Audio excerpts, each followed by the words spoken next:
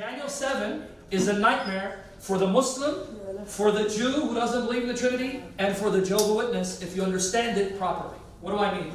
Daniel 7, 9 to 10. Let's unpack it. Brother, read New King James. Daniel 7, 9 to 10. I watched till thrones were put in place, and the Ancient of Days was seated. Okay, now, you confused me. Thrones. I think that's a mistranslation. Now, tell me if I'm wrong. Your text should have said, I watched as a throne was set in place. No. A throne. Thrones. No, it said thrones. What, thrones is plural, right? Yeah. It's more than one, correct? Yeah. So wait, I saw thrones, more than one set in place, and the Ancient of Days took his seat. All right, continue. His garment was white as snow, and the hair on his head was like pure wool. So this Ancient of Days is appearing visibly, right? Now, you've heard this over and over again, some of you. I'm preaching to the choir. But it's good to hear things repetitively until it becomes second nature by the grace of God. Pay attention. Daniel is seeing the Ancient of Days visibly. He's even describing his hair. White woolen hair and a white robe. So he's appearing visibly, whoever this Ancient of Days is. Now finish it. His throne was a fiery flame. Okay, now again you misquoted. It should say his thrones, plural. Yeah. No, it doesn't say that, even though he said yeah. His throne, singular. But at the start of the verse, he saw more than one. You see why I'm taking my time to unpack it so you can see the clarity of the passage? So if the Ancient of Days only occupies one throne, and yet he saw more than one, that means there's going to be someone else sitting on that other throne. You understand where we're going with this? He saw thrones, plural. And the Ancient of Days took one throne. That means there's another throne for somebody else. Now continue. Its wheels a burning fire. A fiery stream issued and came forth from before him. 1,000 thousands ministered to him. 10,000 times 10,000 stood before him. So notice he's the only one seated. Everyone else in heaven are ministers who stand in attention waiting to receive orders from him. Did you catch that in verse 10? Myriads upon myriads stood before him. They didn't sit before him. They stood in attention, ready to receive orders from this one. So that means he's the only one sitting on a throne up to this point. But Daniel saw more than one throne. So if none of the inhabitants of heaven are sitting on a throne, and the Ancient of Days only occupies one throne, that means there's someone else who's about to show up to take the other throne to rule with the Ancient of Days. Who's that other one? You don't need to guess. 13 and 14. 13 and 14. Watch this. Here's the glory of Jesus Christ. 13 and 14. Daniel 7, 13 and 14. I was watching in the night visions, and behold, one like the Son of Man, coming with the clouds of heaven. He came to the Ancient of Days. Well, how many is that? Count. Do your math.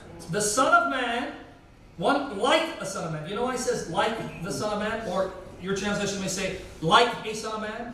Because it means, although he has a human appearance, he's more than human.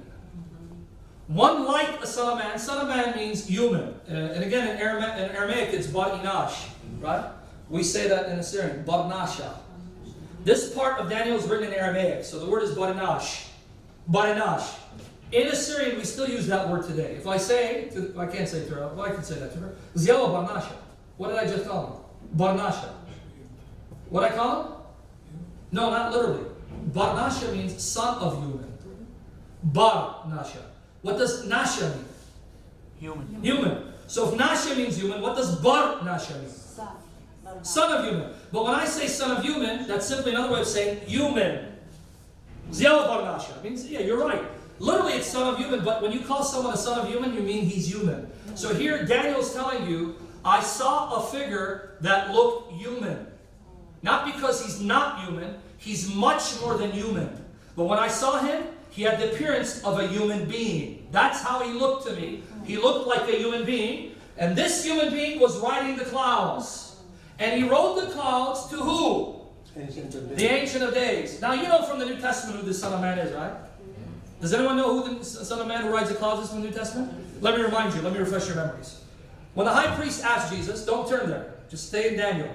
I'll give you the reference. Mark 14, right? Mark 14, 61 to 62. Mark 14, 61 to 62. When the high priest told Jesus, I adjure you by the living God. Are you the Christ, the Son of the Blessed? Now remember what Daniel said? I saw one who looked like a son of man, riding, coming on the clouds of heaven, right? Approaching the Ancient of Days. When the high priest asked Jesus that, Jesus answers this, I am, and you shall see the Son of Man seated at the right hand of power, coming with the clouds of heaven. See who he claimed to be? I am the one that Daniel saw. I am that Son of Man who rides the clouds. Where is that? Mark 14, 61 to 62. Mark 14, 61 to 62. So who did Jesus claim to be before the high priest? When the high priest said, are you the Christ, the Son of the Blessed? He goes, yes, and even more than that. I am that Son of Man that Daniel saw riding the clouds of heaven. That's who I am. You know why that was a powerful statement against the high priest? Because this figure in Daniel is the king of all creation and the judge of all the earth. By telling the high priest, that's who I am, he's basically threatening him. You think you sit in judgment of me. The day is coming where you will see me on the clouds coming to judge you. Amen. That's who I am. So do what you must right now. Hand me over to be crucified. But you have a meeting with me. Because you will see me coming on the clouds. And when I come, it won't be a happy day for you. That's why he went berserk and said even he ripped his clothes. Do you know why he ripped his clothes? Can I take minutes to unpack that? Yeah. He said, the Son of Man seated at the right hand of power, right? Who did he say that to? He said it to the high priest. If you don't know your Old Testament, you won't see why this was shocking for a Jew to hear. Because remember, they're not seeing God. To them, they're seeing a flesh and blood Jew, right? It's a flesh and blood Jew. And he's from the tribe of Judah, because we know his mother is Mary, and Mary's from David. The only one who could enter the most holy place was the high priest. If you read the Old Testament, if you read Exodus, Leviticus, specifically Leviticus 16, the temple had two sections. It had the holy place for the priests, and there was a curtain that divided the holy place from the most holy place. Behind the curtain was the Ark of the Covenant, the mercy seat. And during the first temple, behind the curtain, they also had golden jar of manna, right? The golden, because when God rained manna, it says that God had them preserve a golden jar of it and put it in the most holy place as a reminder for generations to come. This is how God loved your fathers and took care of them in the desert. So behind that curtain, I understand where I'm going with this. Behind the curtain, you had the mercy seat, the Ark of the Covenant, the golden jar of manna. You had Aaron's rod that budded because they were challenging his authority. If you go back and read the books of Moses, they say, well, hey, who made Aaron leader over us? And then God told Moses, tell them to come forward. Whoever staff buds, flower comes out, that's the one whom I appointed to be leader. And it says that Aaron's staff budded as a sign that he was appointed by God to rule with Moses. So they took that staff and they put it in the mercy seat. So notice what was behind the curtain. The staff that budded, the golden jar of manna, the tablets that God wrote with his fingers. It was there placed on the mercy seat. According to Leviticus 16, only the high priest could enter there only once a year. And he entered at his own risk. Take the time over the weekend and read Leviticus 16 in depth on your own. Once a year on the Day of Atonement, Leviticus 16, the high priest would have to wash, change his clothes, and he would have to enter with a sacrifice for him and the people. Only he could enter behind the curtain, and if God accepted the sacrifice, he could come out. If he didn't, God would kill him dead on the spot.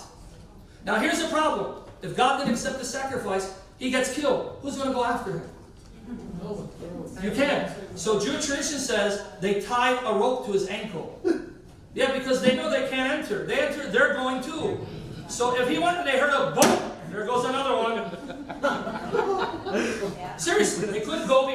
You understand how dangerous it was to enter the most holy place of the earthly tabernacle? Now what's astonishing about this? Write down these chapters. We won't have time to look at them. Write down Hebrews chapter 6. Verses 19 to 20. About to put you guys to sleep, I know.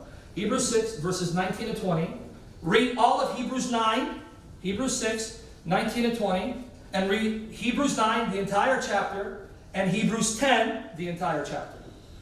According to those chapters, and the New Testament as a whole, when Jesus rose from the dead, and then 40 days later, he physically, bodily ascended into where? The most holy place in heaven.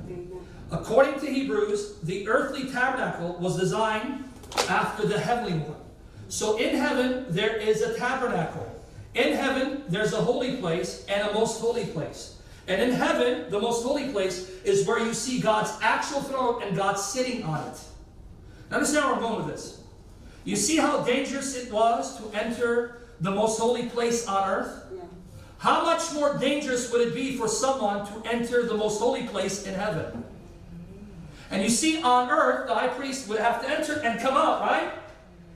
Now you're going to see why the high priest got upset. Jesus says, you as a high priest, you can only enter the most holy place once a year. You know where I'm going? I'm going to be seated on the mercy seat in the most holy place in heaven, because that's my rightful place. You can only enter the earthly one once a year, and you have to take off for your life. I'm telling you, I'm going to enter the real one. And not only will I enter, I'm going to take my seat there at the right hand of my Father. That's who I am. You see why he went irate? You, a flesh and blood Jew, you're claiming the prerogative to take your seat in the most holy place of all places, whereas I, the high priest, can only enter the earthly one once a year and at my own risk and peril? Who do you think you are? I am who I claim to be. God in the flesh, the Father's beloved Son. Now you appreciate the words of Jesus, right? Now you see why they went berserk. Because if he's just a Jew, they're right. He blasphemed, he should be put to death. But how many know they were wrong? Because when they put him to death, he could not remain dead. He came back to life on the third day.